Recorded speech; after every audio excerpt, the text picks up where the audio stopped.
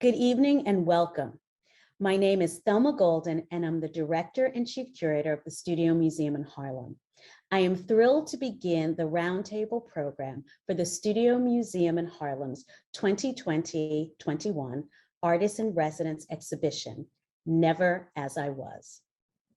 On behalf of the Studio Museum in Harlem, I want to thank you all for joining our discussion this evening in celebration of the phenomenal 2020-21 cohort of the Artists in Residence program. Widline Cadet, Texas Isaiah, Genesis Jerez, and Jacolby Satterwhite.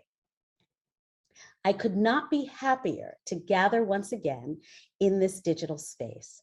Thank you to all our funders who made this digital initiative possible, as well as the numerous supporters of our Artists in Residence program.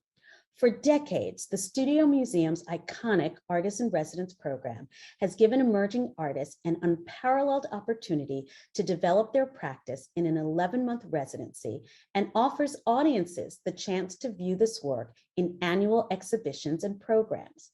Please join me in extending my deepest congratulations to Widline Cadet, Texas Isaiah, Genesis Jerez, and Jacolby Satterwhite.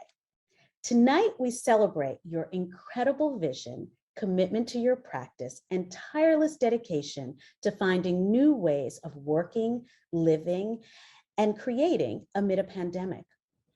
Your cohort will be remembered not only for your expansive artistry, but for being the first fully remote residency in the program's 53-year history. The exhibition marks the third year of an ongoing partnership with the Museum of Modern Art and MoMA PS1 that sees the annual Artists in Residence exhibition take place at PS1 while the Studio Museum continues construction on our new home on 125th Street in the heart of Harlem. Immense gratitude to Kate Fowle, Director of MoMA PS1, and to the entire team at both MoMA PS1 and the Studio Museum. Your ingenuity and spirited effort brought this exhibition and tonight's program to life.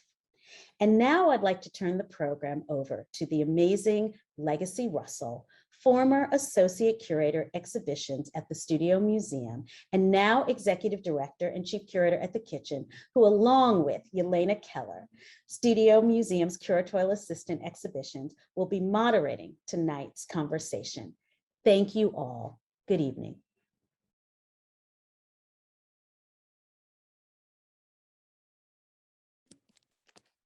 It's so fantastic to be here.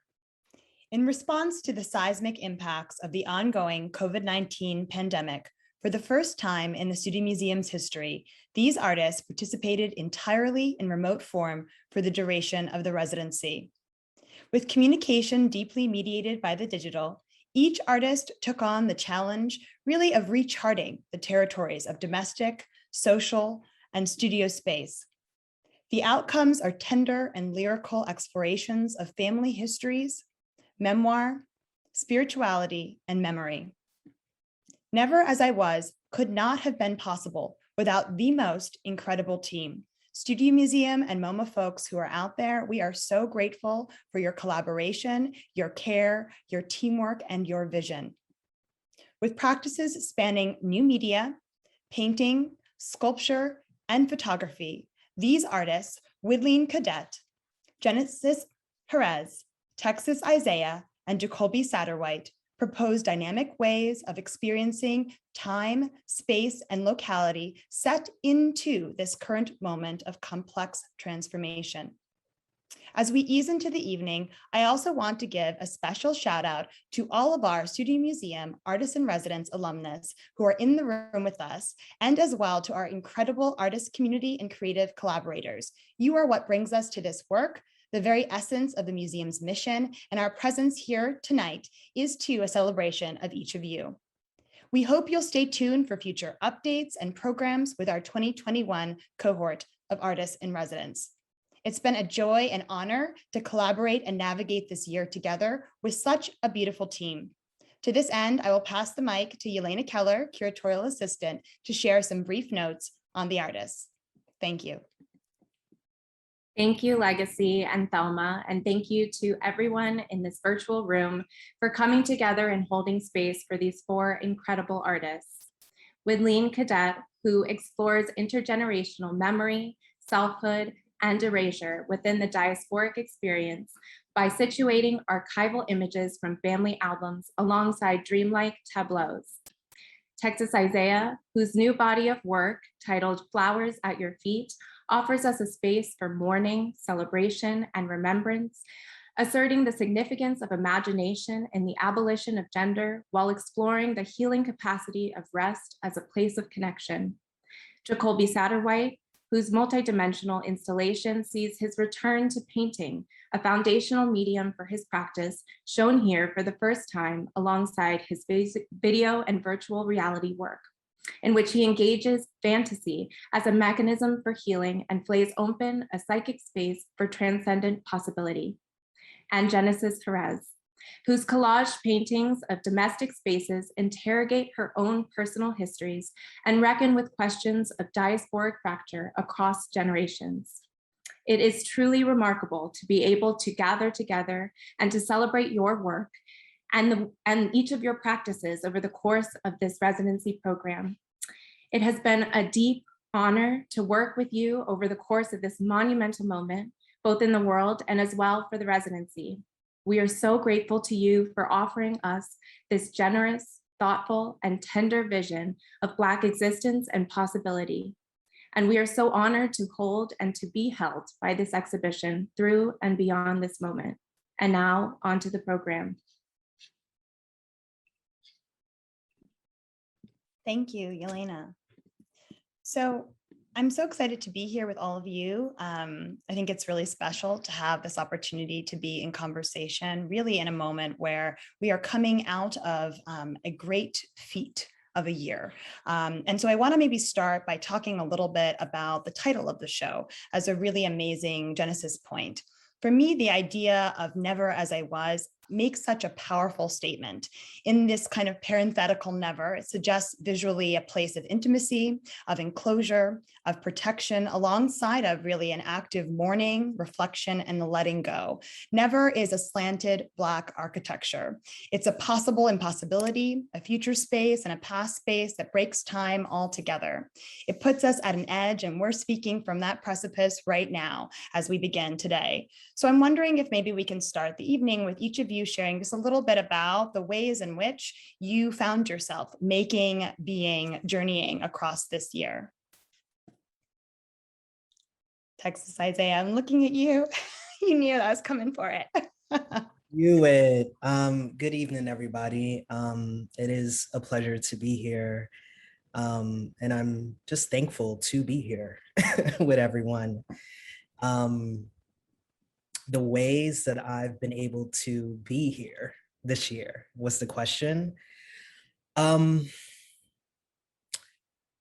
That's a really good question. It's also very complicated, a very vulnerable question, an answer that I'm still trying to find.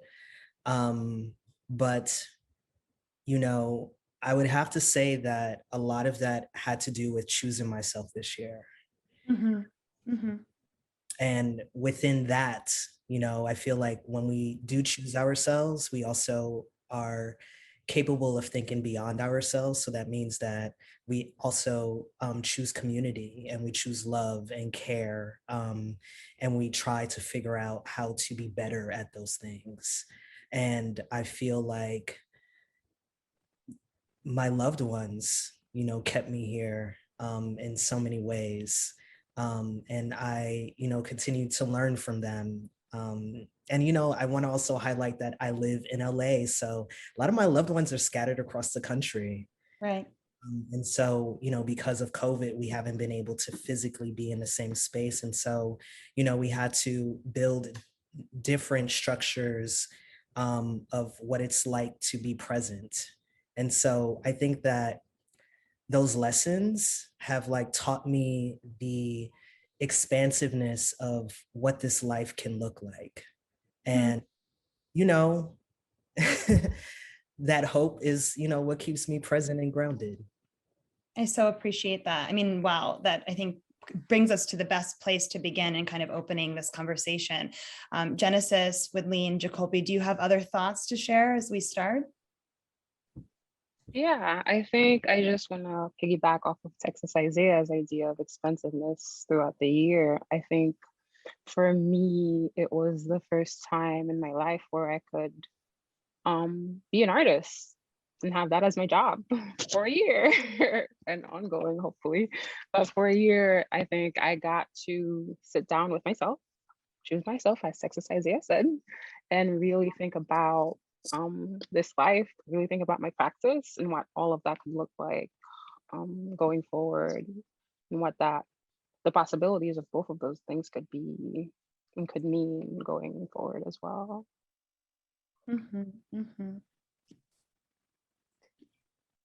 Hi, Widline.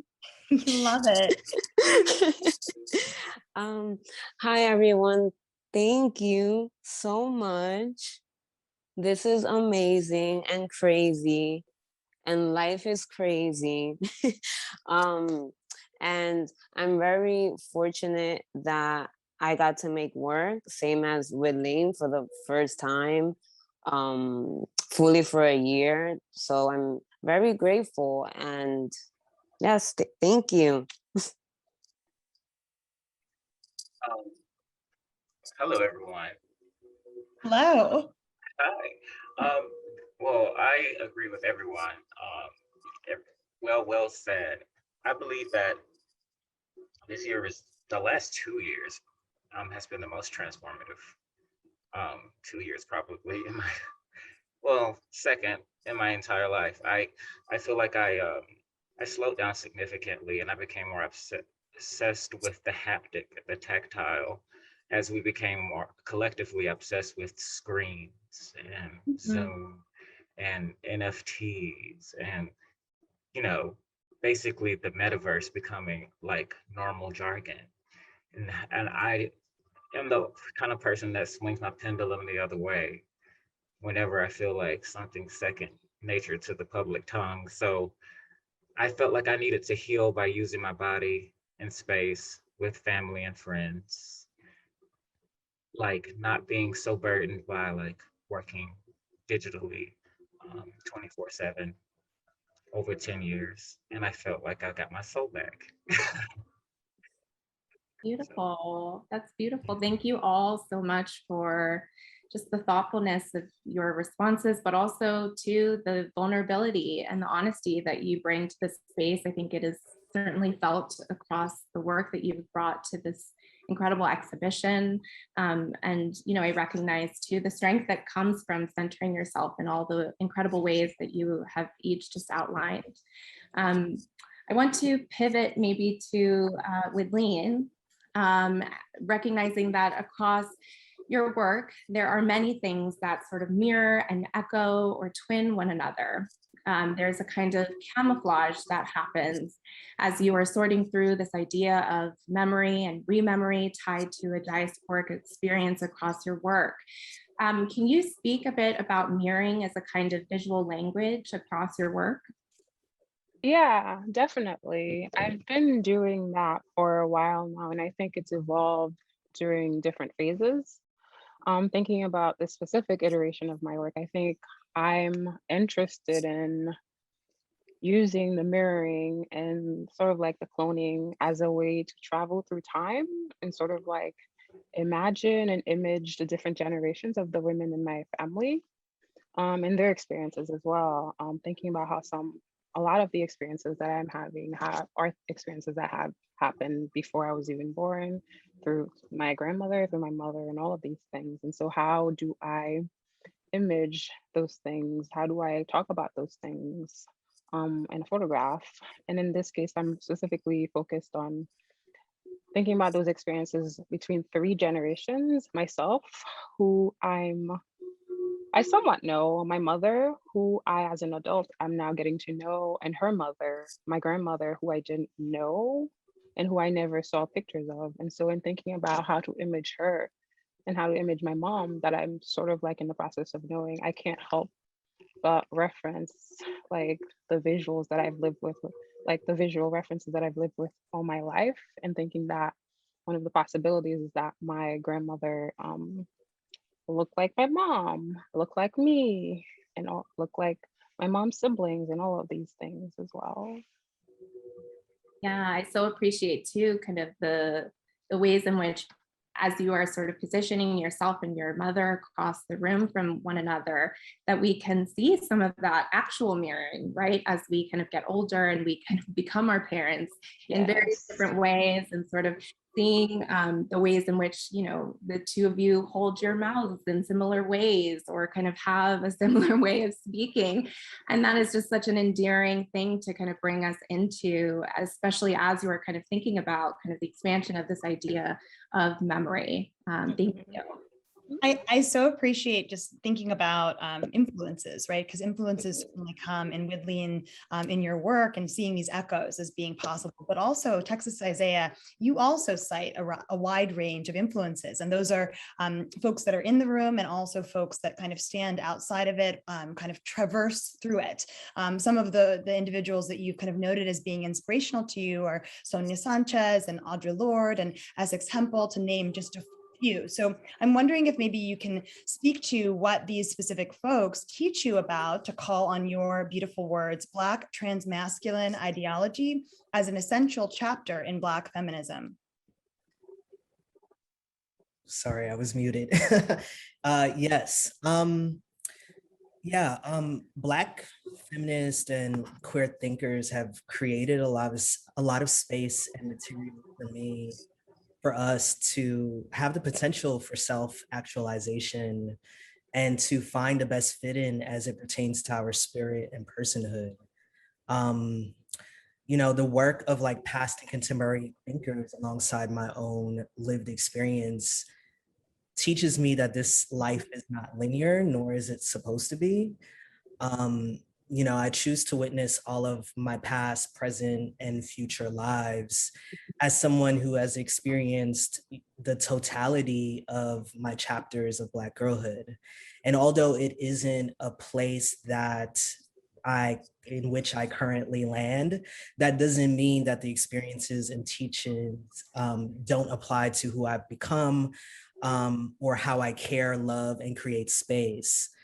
I think the words of Audre Lorde and Essex Hemphill and Sonia Sanchez offered me refuge and taught me so much about the possibility of what and who else I should think about as I move through this life, because a part of our care work involves thinking about ourselves, right?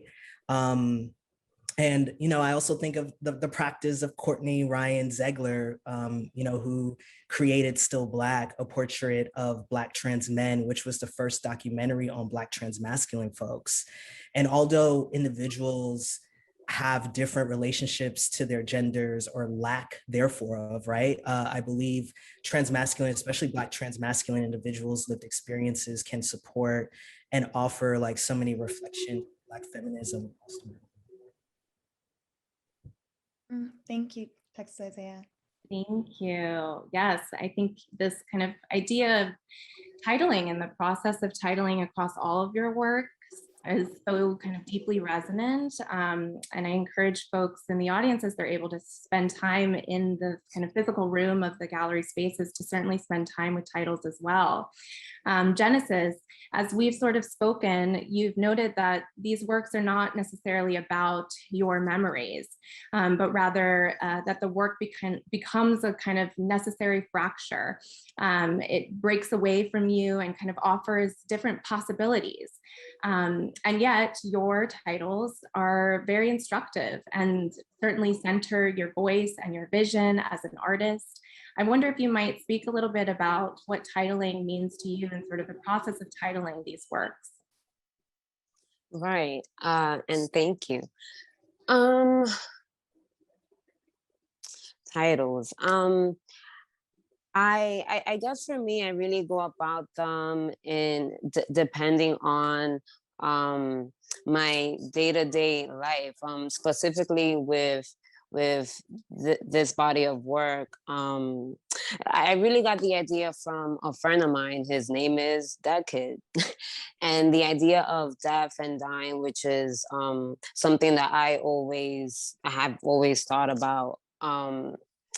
It just became full circle in regards of, just death. And so I went along with that theme, and yeah, I just really had fun with it. I started looking at the titles as part of the work as well, but just with text. Absolutely. Yeah, I think the titling sort of opens up a whole different layer and dimension to kind of the readership and experience of your work. And I appreciate too the ways in which you're positioning, I think newly for audiences, how to kind of consider the ways in which kind of death or this kind of act of killing or what it means to die can open up different possibilities. And there is a warmth and tenderness to sort of your approach there. So thank you so much. Thank you. I also so appreciate that across all four of you, you engage in titles and kind of the act of naming via parentheses what lives inside of parenthetical statements, right? And then also the ways that those things kind of travel outside of the parenthetical. So for those of you who will have the great joy of experiencing what is on site currently at MoMA PS1, I encourage you really to spend time with some of those titles because there is great poetry there.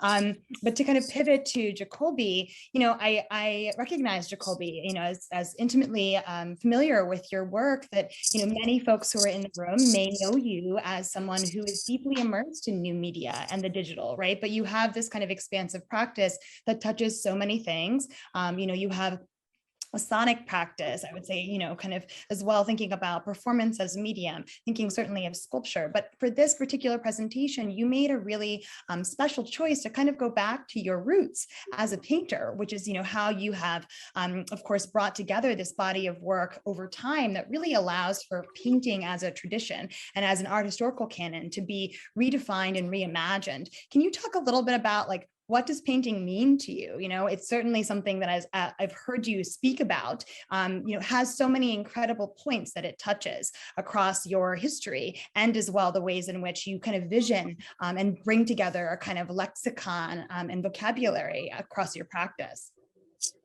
Well, not to sound pretentious, but I feel like painting is my mother tongue. Be pretentious, it's great. And it was just about, I needed a cathartic re-entry back into my practice because the last two big projects were two major 6-part film series that were constellating sculpture, print media, and installation and sound. And they were all rooted in painting principles, but because of my lack of resources and also just maneuvering in the art world and taking on 15 exhibitions a year, I had no space for myself to breathe while conceptually developing.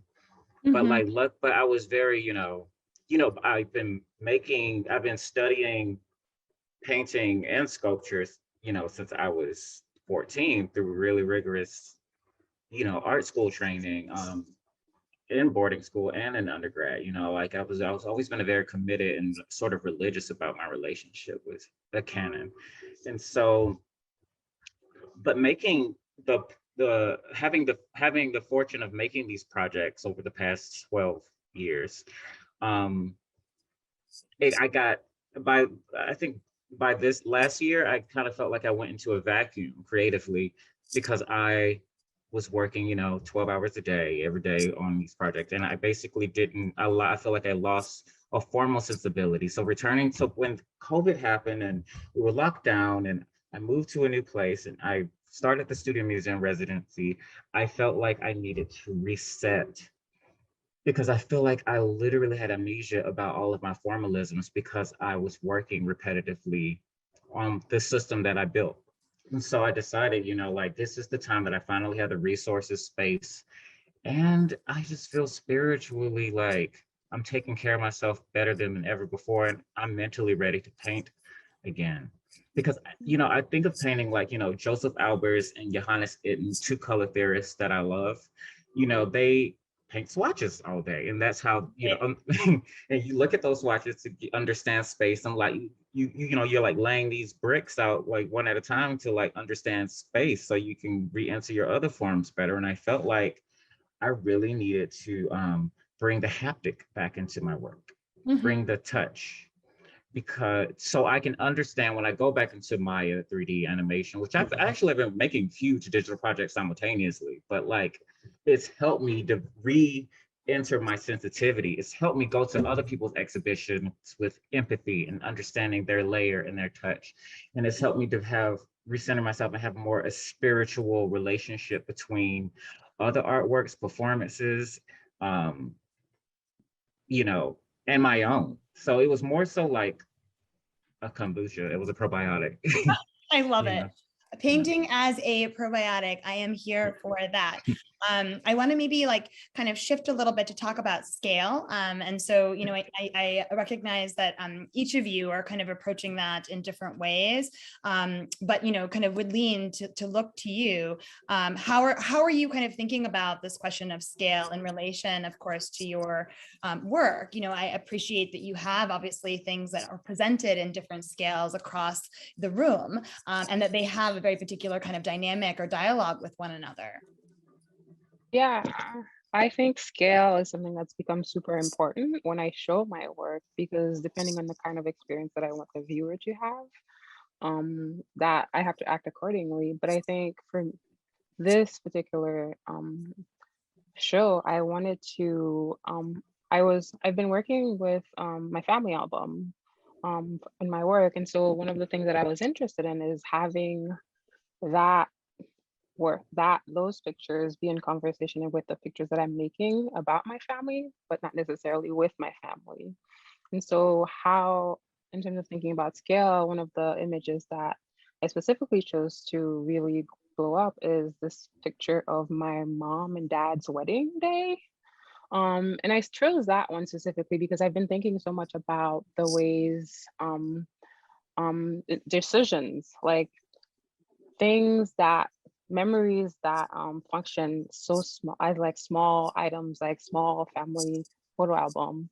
And thinking about how when I look at those pictures, I feel the weight of the decisions that were being made within those images. I feel the weight of my parents' marriage. I feel the weight of decisions that were made before I was even born. And so how do I don't know, communicate that weight physically, emotionally, and all of these ways in the work.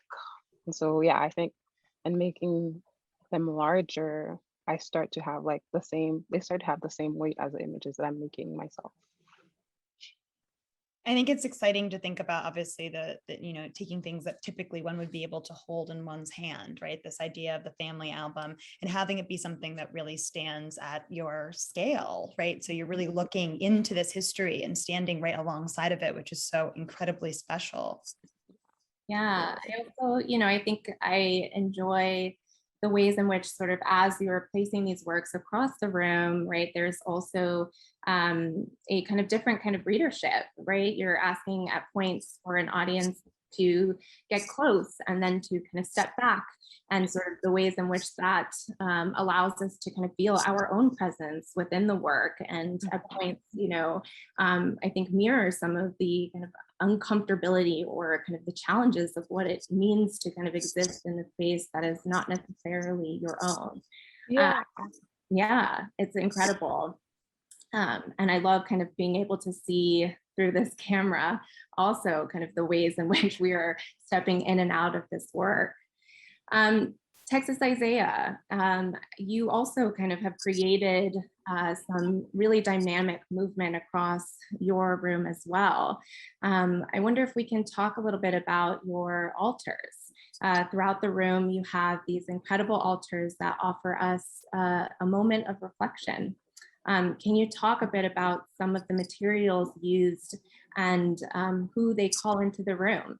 And as well, I think, you know, how altars play a role in your own kind of model of self-care and ritual and practice. Yes. I mean, first and foremost, I call in all of my embodiments into the room, my childhood self, my teenage self, my adult self, items that I've grown up with, items that I've created, that I've photographed, um, just things that I just ultimately like enjoy, and a lot of, some of the materials on the altar, they've influenced how I've been able to name the work. So, in the front of the altar, you have, you know, Aaliyah's, album and her fader cover. You have Sister Gertrude Morgan, who one of her songs is actually named. I used her song title as a name for an image, New World in My View, which I found out about her work like years ago before I visited New Orleans for the first time. I believe like a year after the hurricane. And so these are materials that I've been sitting with for so long. Um, and, I've sort of participated in altar practices when I first moved to LA, which was around the time that I first learned about Kaite Davidson, who has an altar of his own in the exhibition. But regardless, prior to that, I've just been building altars for a long time as a place of just, groundedness, and a place of prayer. But I'm someone who also believes that you don't have to be still to pray, right? For me personally, I pray a lot within movement. I like to take long walks and listen to music. That's a way for me to pray. I like to visit parks, nature, sort of be embedded in that. But when I come home, my altar grounds my space, and it holds a lot of you know what I needed to hold during that time. And so I think it's always really interesting to place an altar in a gallery museum space because there are limitations, right? So I couldn't have any, living matter. I would love to have plants on my altar, and other sort of different materials, but I think it's also really important because I get to curate it for the space. And so I think that, when people approach this sacred, embodiment, some folks may think it's an installation. That's not like a terminology that I like to use, but it is activated, right? And it is curated for the actual space that it's in, which I feel like is so important. So, I'm praying for myself. I'm praying for the people who have influenced me. I'm praying for my family and my friends, and all of, the ancestors who have been here before me. And so, it's just it's a beautiful model and one of the many models of self-care for me. Beautiful. I love the idea of movement as prayer, kind of activating the possibilities of prayer as one is kind of moving through the space, and the ways in which we kind of see that mapped to the sitters across your works.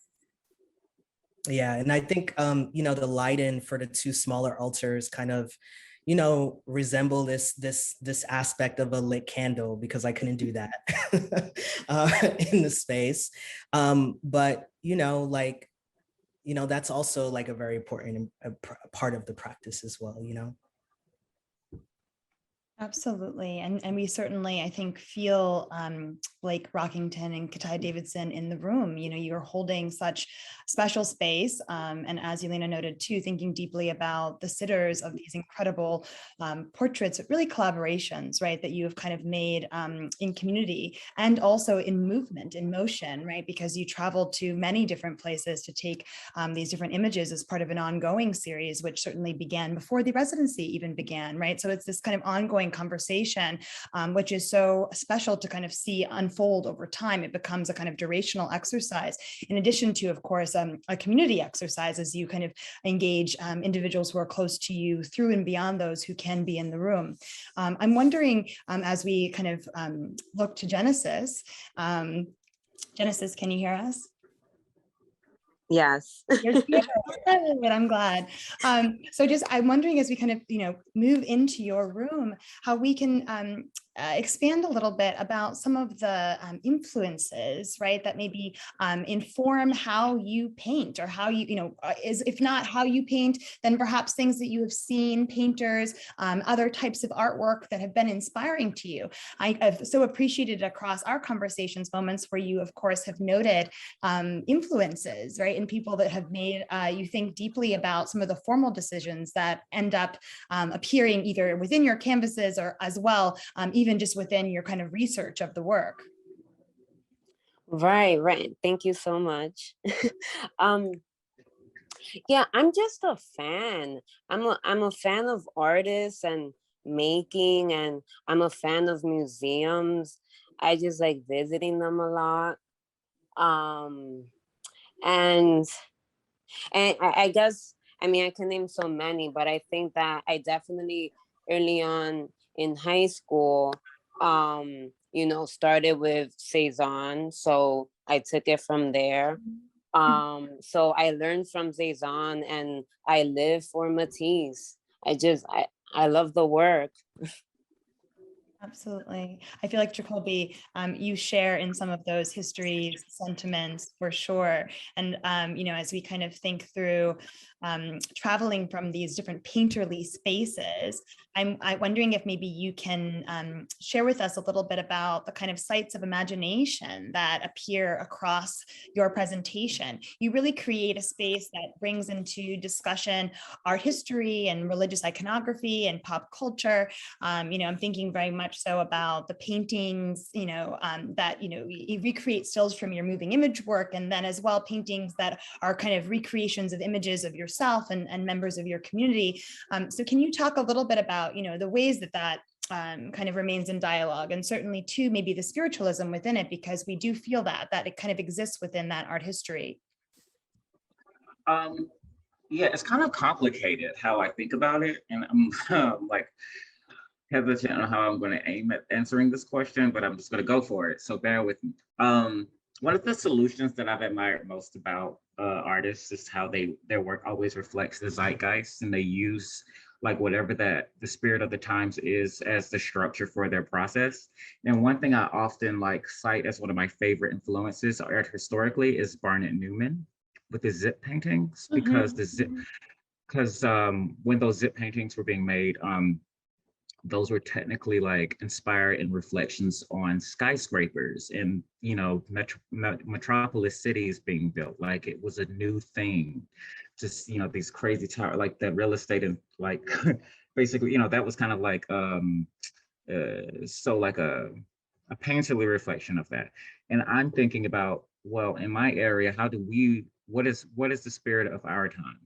So I think about, just bear with me. I think about how my iPhone can hear me, and when I open and my Alexa device can hear me, and basically I sign away my rights every time I log into Gmail, and it knows everything about me. And then when I open up Instagram and social media, there are all these ads that are catered to my reality and catered to how I view the world.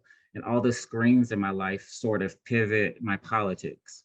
And so I think about, if you notice in my work, you see lots of screens within screens, iPhones in the paintings, the films has a lot of like, schizophrenic fractalization of images. And they're between the surreal images, the consumer image, the pop culture image, and the personal and private being displayed on the public. And that constellation makes sense when you're looking at it in your life. So like, that's the way I went about producing this mini exhibition of paintings and the film Shrines, because I think about like this, our data as a shrine. And so I kind of put all of my personal data on display in this show, but with deep meditation and love in a very intimate tactile painting of me and my sexual intimate space or my family, my familial space, my transgressive space that faces addiction, or like, my relationship with celebrities who have it, or my father, putting my father on display, And then the surrealist places that think about the interior, which is the body. And there's a painting called Ice in My Belly and Fire in My Belly, which can allude to COVID or can allude to anything, can allude to like a hypochondria. And so like each wall is sort of like an ad. I see You that. know? I definitely see that. And I love, I think it's really incredible. I have to say again, you all were in different places during this time. You began this residency in the midst of a very particular part of this ongoing pandemic. And what has been really phenomenal to see and kind of coming out of this into this next chapter is that through line really of spiritualism, seeing, of course, the ways that, to the point of Jacolby, your shrines, and Texas Isaiah, your incredible altars, right? Having these things share space and as well conceptual space, like, recognizing that these are active documents, living materials that certainly provoke us to ask certain questions about, the ways that we are bringing certain spirits into the room to hold that site and space and time. Yelena, I'm looking at you because I know that you have a question.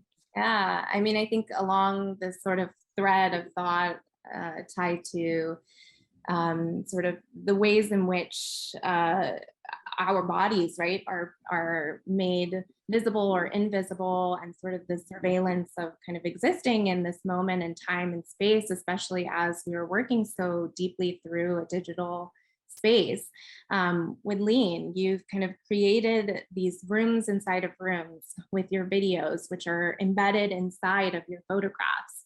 I wonder if you might speak a little bit about this process, and as well the ways that you are using language as a sort of encrypted material and really challenging notions of legibility and participation, power, and audience across these complex works. Yeah, I think thinking about the videos embedded in the photographs, I've always been thinking about how all of these videos that I've been making about my family over the years could interact with the images that I have made in some ways, because I think they're very much thinking and talking about the same ideas and the same feelings and the same experiences that I'm interested in communicating. And so, in thinking about how to make this into reality, I think about the idea of time traveling again. And so the title for the video works is Poulet de me, wait, why am I forgetting my own title? It's something about like when tomorrow leaves us, or when we are not here tomorrow, or thinking about that. And so in thinking about how do I communicate the idea of looking into the future, looking into the past, I'm trying to have the images have a conversation with the video, where one figure is looking into, okay, I guess I should just explain what is happening into this first of all. So this video right there is a self-portrait of me, technically placed in the future, looking back at a video of my mother talking about her mother, and it is situated across another video of the wedding photograph of my parents, in which there's a video of me embedded into the photograph where my mother is looking down at me from the future. And so there's like so many meta rooms going on in there. I don't even know how to keep track, but essentially what I'm interested in is having this conversation with my mom in the present, with her talking about her mom, who I never met from the past, but also thinking about how this work will exist in the future for future generations of our family who see it as part of documentation of our family heritage. And also thinking about the idea of making work about my family who are very private, and putting it out into the public, and how do I make it in a way that they feel that it is serving them, serving the privacy that they cherish, but also true to the things that they want to talk about. And so, and using language and speaking Creole with my mom in the video, I'm interested in creating this space specifically for a certain kind of audience, Haitian Americans in the US, who come into the room and can hear this conversation about my grandmother and can think about the idea of, I don't know, maybe their experiences of, of family heritage and all of that. But also I like the idea of using language as a tool of power, because oftentimes the people who language is used as a tool of power, but mostly against immigrants for the most part. And so I'm thinking about how do I reverse that play and making it something that is specifically for people with like immigrant experiences. Mhm. Absolutely. Yeah, I think it is really incredible and powerful to think about the ways in which language is kind of playing that role across this work. And again, and sort of, I think asking the audience to step into that uncomfortable space, right? Space that is very much tied to a kind of experience of migration and what it means to exist in this space, right? That where language kind of, there are those breakdowns and barriers. And I think it is incredibly powerful to kind of offer us an environment to kind of be uncomfortable and to get into that. So thank you. Thank you. And I guess I Al- want to say one other thing. Sorry. Oh, go for it, Widline. I'm just so inspired. Yes, love it. I think thinking about your question about rooms within rooms, I like the idea of like walking into the space and seeing the work functioning one way for a particular audience, and then having like this invisible, but also very visible room happening around them as well. They're in it, but they don't necessarily know what's happening because it's not for them. Mhm, mhm. I have to say, I mean, Widline, I'm so glad that you brought that into this room, because it is really important, I think, thinking about these different questions of enclosures, right? And also really to the point of encryption, right? Like what parts of each of these incredible presentations are you each making decisions about the kind of data of the work, literally like, who it deserves to access this material, right? And what are the ways in which some of those things actually can be tenderly tucked away for those really who need it. And that I think is something that really is really special. And as we kind of draw on some questions that are coming in from the audience, there is an amazing question that is here from Heather, who's asking very much about your interaction across the cohort. And I appreciate that that is, a very specific question because you all existed within this kind of remote form. So I'm wondering if any of you are willing to take up that as a challenge, right? Like to speak to what is the experience really of being very distinct artists with distinct practices, maybe sharing in some of these questions of what, remains seen versus hidden, different questions of enclosure, but certainly as well, making separately together.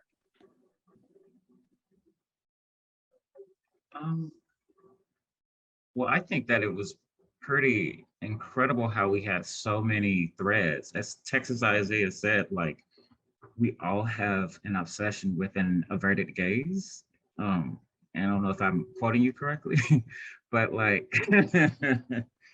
I actually like wish that we intertwined more, but it's been magic playing Exquisite Corpse and doing lots of Zoom sessions and having a very unique time with being this type of artist in resident in the historical Studio Museum. So that's my point of view. Are there other thoughts? Yeah, I got to meet new people. Yes, Genesis. I think one of the regrets that I had is that we didn't share studio space, because that was something that I was very much looking forward to, and to being in conversation physically with my very, very lovely cohort. And so I think that was one of the regrets. But I think one of the things that I enjoyed, I don't know, seeing when we were putting the exhibition together was so many different threads. Even though I hadn't seen Texas Isaiah's or Jacolby's work throughout the whole residency. And so the installation was the first time that I was seeing them. It was just amazing to see the threads across the rooms, across the work. And I saw some of Genesis's work throughout, but not all of them. It was also nice to see. She has a chair in one of her paintings that is exactly the same chair I have in one of my photographs. And I'm just like, we all just had the same childhood. And also I'm stealing that photograph and making a painting out of it one day, hopefully. I love that image. It's yours. Yes. Yeah, I wanna follow up with Lean said about kind of like grieving, this experience of having studio spaces, with each other, because I think I was definitely like, a kid in a candy shop a couple years ago, visiting Studio Museum and photographing, former heirs and, really being so interested in what that kind of dynamic would look like, because up until this day, I've never had a traditional studio space. Like, the outside world is my studio. And so it would have been very interesting to see how what the work would look like, but at the same time, I feel like, the outside world is my home, nature is my home. And so to also, be somebody who's from New York but also lives in LA, seeing everyone's work, and to see my work in this capacity, a lot of what I created was about dreaming. And so I feel like when you travel throughout everyone's spaces, you're in a different dream. And I think that that's really, really beautiful. And so, I think that it speaks to how, we were tethered to one another, even if we didn't talk every day or we were within the same like physical space, we were tethered to one another, in important ways. And so I think that that spirit is really beautiful. It's not something that I want to that I feel the desire to dive into and maybe fully articulate. Like, I just think it's one of those beautiful things that happen, and it's just like it was meant to be. Absolutely. It's truly cosmic to kind of spend time in these rooms, from kind of the back end, right? As we are working closely across each of you over this year, we've sort of seen the ways in which this has taken shape in little bits and forms, but really to kind of share that space, physical space across these rooms and to feel those through lines is deeply powerful and cosmic. And I think also just speaks to, I think, the gravity of what this moment has been. I think in my own experience, I'm sure in Legacy's experience, and with so many, I think the experience of sharing space with this work and sort of moving through these galleries is deeply resonant as well for us, as you all are sort of leaning into a deeply personal and kind of individual experience, but one that I think is expansive in kind of the possibilities. Texas Isaiah, as you were noting, I think so much of your practice really is about kind of the intimate collaboration between yourself and the person in the image, right? And across this work in particular, we see that collaboration take shape as you're imaging Dash, Bear Boy, and Lex, the three sitters across these photographs. I wonder if you might speak a little bit about what the process is like for you as you were making these images together, and as well how softness plays a role in this collective work that you do so beautifully. Yes, definitely. So, I mean, to be honest, the first chapter, which involves Dash, was not created until the beginning of June. So my arrival in New York is when the work began. And so the way, just for context, I'm actually gonna share how I met each sitter in order of the exhibition. But yeah, Flowers at Your Feet first originated as I was creating work for My Name is My Name, which is a series that lasted from 2016 to 2018. And I was actually thinking about this work as I was, as when I first moved to LA, and I was actually present in the same space that Kaite Davidson lived and passed away in. He also is so much a huge reason why this exists. But, I began to photograph flowers in New York City in 2019. And so Dash, alongside 8 to 10 transmasculine individuals, participated. So this version of Flowers was the second time I imaged Dash. So there was a lot of comfortability present, at least from my perspective. I also want to be very transparent that, I love when sitters share their own experiences around being photographed, because that's also really important. important. But, you know, from what I gathered, we had a fab and peaceful time in Fort Greene Park. And mind you, I had not seen him since 2019. But Dash was the first person that I photographed for this story. So his images like began the trajectory for some of the aesthetics I decided to lean into. For the second chapter, with Beer Boy after Kaite's altar, I met Beer Boy on Clubhouse. If nobody knows what Clubhouse is, it was a social network, and it still is. It still is. I don't participate anymore, but you know, a social network based on voice where people around the world, you know, could come together and talk and listen to each other in real time. And I loved all the rooms that were centered, or I should say, let me be honest, most of the rooms that were centered on, you know, what it would look like to distance yourself from a binary, and Beer Boy hosted and or participated in some of those discussions. And so one day I was like randomly working and I reached out to them and asked if this was a project that they resonated with, and if they'd want to participate. And they said yes, and I booked my ticket. You know, I've never been to Minneapolis before. I had never met them before in person. And so I went in July, and it didn't feel like the first time we met. We hung out a ton. We had a beautiful conversation during our session, and it felt lovely to be present in that space. Like it felt like I needed to be there. And I want to note also that lake that Beer Boy and just that area that Beer Boy is photographed in, my friend Blue Bone, who's an amazing artist who lives in Minneapolis, introduced me to that space. He picked me up at like 7 a.m. from the airport, and he lives close to that space. And he was like, let's just take a walk. And I just felt so deeply connected to that area. And with Lex, which is the last two images of the exhibition, I met Lex when I first moved to Los Angeles in 2017, and I've imaged them multiple times. So similar to Dash, Lex is a part of like the mood board imagery I created as I was evaluating how I wanted to approach flowers. And you know, the third chapter was maybe imaged in September. It was also the most difficult chapter because I was supposed to be the third chapter, but I wasn't in a space to be imaged, and I wanted to honor that for myself. But Lex is always open to creating images with me, and I'm thankful for them, for him.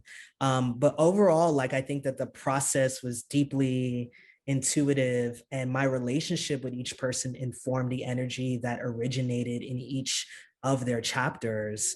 And all of them are so beautiful and have so much to add, you know, within their individual personhoods and their work to this discourse. And I'm so pleased that all of them will actually be present tomorrow. So I have to check in with them, but, you know, hopefully there is space to ask them questions. But, you know, so much of imaging individuals, and this is not something that will always happen, but I cherish friendships. I am like one of those friends, like my friends are my lovers. Like I, you know, kind of, you know, platonically date my friends. You know, I think friendship is one of the most beautiful things that we can have because it really, it crosses like time and space. And I learned so much about love and care. And, you know, when you add a tool like a camera that has caused so much historical violence and still does in a lot of ways, I think that it's so important for me to work with a sitter in trying to figure out how to create images together. And I know that I'm not always going to get it right, you know, which is a space that I can hold myself accountable to. But I feel so blessed to have people who say yes to me and who want to be a part of these stories, because it's just not my story, it's also their stories, you know, these stories about care and what it's like to dream and foresee the future and to pay homage to our ancestors. Because for so many of us, our blueprints were cut off because of colonialism, transphobia, and anti-Blackness. And so, you know, for me, like so much of this work, it feels like the first time. I know it's not the first time. I know that there could have been so much work that could have been created if we did not have those systems, you know, against us. But I just am in deep gratitude to these sitters, because amazing the way that they are able to show up in their everyday lives. I'm going to No, Texas Isaiah, I think that actually kind of guides us so thoughtfully into a question I wanted to ask of Jacolby, which is really about, to the point of different types of intimacies, like family, right? You know, you're talking, Texas Isaiah, about these kind of deep romances with friends, right? The ways in which we build relationships. But Jacolby, I know that, you know, across your work, you've held such an incredible space for the most amazing innovator, Patricia, right? And then also within this presentation of phenomenal paintings, you have a moment where we really see in this kind of image of an image, right? Because it is kind of a snapshot that is being recreated as a painting. So it's like kind of articulating these different technologies living inside of each other as you have thought about those layers of your father. So we meet him here, which, you know, I have felt, you know, as I've followed your work and kind of come into it really as a kind of environment and as a landscape too, so privileged to be able to kind of meet your father in this moment through the process of this exhibition. So I'm wondering, you know, with that, can you talk about what this means? Like, you know, this idea of biological family and then non-biological family, the ways in which, to the point of Texas Isaiah's, you know, beautiful comment about blueprints, right? That allows us to kind of renegotiate our blueprints. Mm-hmm. Yeah, you know, I usually try to stay away from allowing like the personal layers within my work to act as like active metaphors, because usually I think of like bringing my mother's archive into my work as the same way like Robert Goldberg probably did with Forrest Best at the Whitney Biennial. Like, yes. you know, it was something like, I thought she had a very poignant and amazing art practice that was, you know, private, unseen, and some could call visionary. And I wanted it to stand on its own, but for me, it was also kind of like a prompt, the same like the Fluxus and Dada, people use prompts to create performances. But then, so like when we talk about the layer of having, you know, like I feel like the past decade of using my mother's lexicon and art practice as a foundational like gesso or conceptual starting point for a lot of my ideas to enter present politics. Mm-hmm. I feel like she was like the psychological feminine energy of like myself, like work, like using her as a departure point. And I felt like, you know, before I was working with her work, I think my dad really supported my painting practice my entire life. Like took me to every museum I wanted to go, bought me all the supplies I wanted since I was like 11 or 12, you know. I mean, he was really, you know, just like about it. And, you know, when I started working more into conceptual art and performance, he was like, you ain't making no paintings anymore. He was like heartbroken. So in a way, when I was deep into lockdown and transitioning emotionally and intellectually, like all of the above, I decided to start just instinctively with my father. Because it was like, I want to start with the patriarch of the, like there was the matriarch's rhapsody, and I was like, what is this, the patriarch's rhapsody? I don't know. But I felt like it was a great way to conceptually segue from her. It was just naturally me just like moving on, because like people thought like it was so, you know, it was the same way, like, I don't know. I felt like my relationship with her practice had such a weight to it that people couldn't see that it was just one of the many archives that I was using. So yeah, my father was just like a premonition for something, you know. He got sick later in the year, which was crazy. And I felt like it's like, did I just cast a spell on him or something? Like, you know, thinking about meditating on his image months before he fell ill, it was just like really witchy and confusing. And so actually, that's what made me realize I needed to stop intellectualizing my relationship with my family and with my art. And so that's why the work became like my mother, I turned into this like gateway computer, like a Ryzen, like a motherboard, no pun intended, but like I like layered the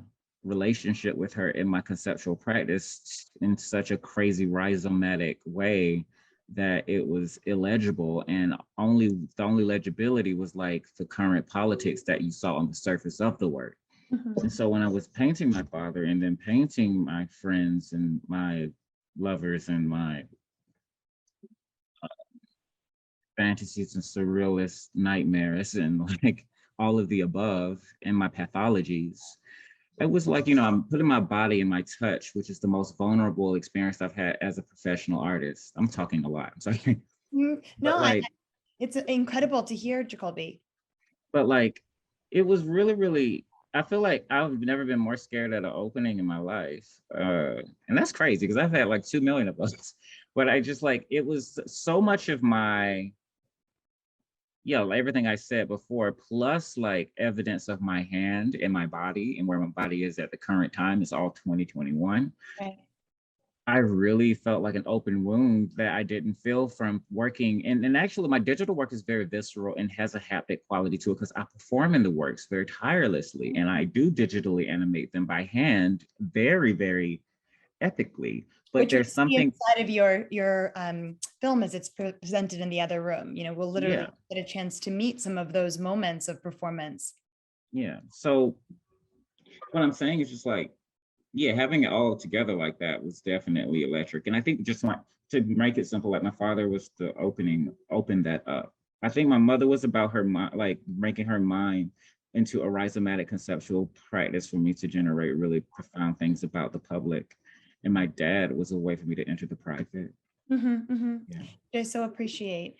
Well, I'm wondering, Yelena, I feel like I know you have a question that you've been waiting to ask. Yeah, well, I think it's just really kind of beautiful to hear you talk about the kind of process of returning to painting, Jacolby, and kind of what this moment has meant for you. And I think as I'm thinking about kind of the presence of painting across this exhibition in particular, of course, turning to Genesis, who, you know, of course, your kind of painterly practice is so expansive, right? And kind of the ways in which your hand is present across the work is in many ways different and at points kind of similar to, as Jacolby was noting, with your sort of cutting through images and sort of the layered approach to your work, at points kind of the glue seeping through these crevices.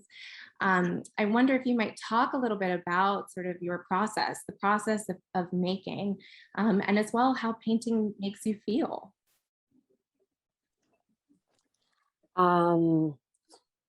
Okay. Painting makes me feel happy and peaceful. That's where my peace lies. And in regards to making, I mean, you know, I just go through it, you know, like one goes through life, really. It's a struggle, it's you know, everything. I don't know. Yeah, well, I think as we've kind of talked about your work too, I so appreciate sort of the challenges in making. But I think it's also, you know, so remarkable to see the moments where you have made really clear, what feels like really clear decisions, right? Sort of these empty spaces across the paintings themselves, sort of filled with this linen kind of textured material, and what it means to make those decisions, right? To add this There's like a splash of blue in one of the paintings, and sort of kind of the ways that you are using line and form to give us a sense of kind of what's there, but also leaving space open. So I think it's, it's really special to kind of spend time with this work, and as well to hear kind of what it means for you to make, right? The challenges, but also kind of those moments of peace and kind of what it means to trace through that arc, right? The things that often make us kind of calm and allow us to really find ourselves can sometimes come with their challenges. So thank you so much.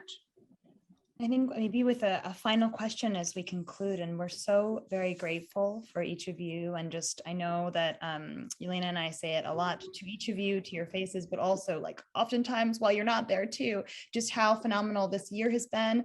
And what a great privilege it's been to be able to collaborate with you towards the creation of what is this now very visionary show. But I'm wondering, as we kind of wrap up, if we can kind of note any, as the show opens tomorrow, maybe mantras that we're bringing with us, individuals who are in the room or not that we're thinking about, even just things that are making us feel happy or calm as we look towards the public opening of Never As I Was, which is tomorrow.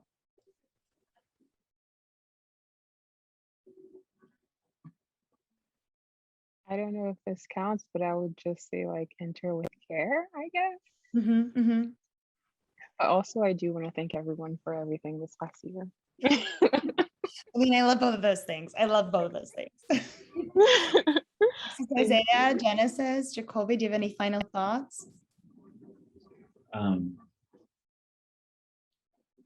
Delve deeply into the constellations when you go. There are lots of like connections. And each image is like, each thing is like dive deeper. It's not nothing surface in this exhibition. That's all. Thank you so much. Enjoy the work. It's so beautiful, and just sit with it. Yeah. Feel free to sit in front of the altar. Don't touch it, please. But yeah, sit in front of the altar. I love what Widline said. Just enter with care, and enter as yourself, But yeah, thank you so much to just MoMA PS1. I can't believe these 11 months are done, but I really just appreciate everyone's labor and attentiveness, to this residency. So thank you all, Legacy, Yelena, everybody. Yeah. Well, thank you. And we'll look forward to spending time with many of you inside of these beautiful galleries tomorrow. And that brings us to our conclusion of the evening. So I know that there will be some final remarks, but we're just so grateful to have this time and look forward to spending more time with all of you across programs as they come for Studio Museum and MoMA PS1 alike. Thank you. Good night. Thank you. Thank you. Thank you. Hi, everyone. My name is Jody Graf. I'm an assistant curator at MoMA PS1. I just wanted to jump on to offer a few remarks in closing.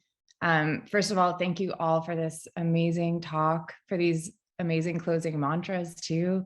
I'm going to remember those ones. And thank you, Widline, Texas Isaiah, Genesis, and Jacolby for so generously offering these insights into and reflections on your works for us. I've had the pleasure of spending time with your work as we've worked on the show, but your shared conversation tonight really illuminated new facets of each of your practices and the connectivity between them. I also want to extend a huge thank you to Legacy, to Yelena, to Dayon Huff, the whole Studio Museum team, and the PS1 team that made this happen. And a special shout out to Noelle Woodford, who is filming in the galleries so deftly for us tonight, giving us that little live sneak peek. This is the third year of our cross-institutional collaboration, and the third year that I've had the pleasure of working with Legacy and the Studio Museum team on it. It's been amazing to co-host these exhibitions and programs while the Studio Museum constructs their new building. Each year we learn so much from working on the show, and this year is no exception. Widline, Texas Isaiah, Genesis, and Jacolby have made work that is so poetic and brave and really resonant with this strange moment we find ourselves in these days. So we invite all of you to come see the show at PS1. It opens tomorrow and it'll be on view through January 27th. You can reserve tickets in advance online. We're open Thursday through Monday, 12 to 6 and until 8 p.m. on Saturdays. And as always, we are free for New York City residents. So come have a snack, have a drink, check out the show, and stay tuned for announcements about more exciting programs that we have to come in conjunction with the exhibition. So thank you again to the artists, to Yelena and Legacy for their excellent moderation as always, and to everyone in the audience for joining us tonight, and have a great rest of your evening. Thank you. Thank you.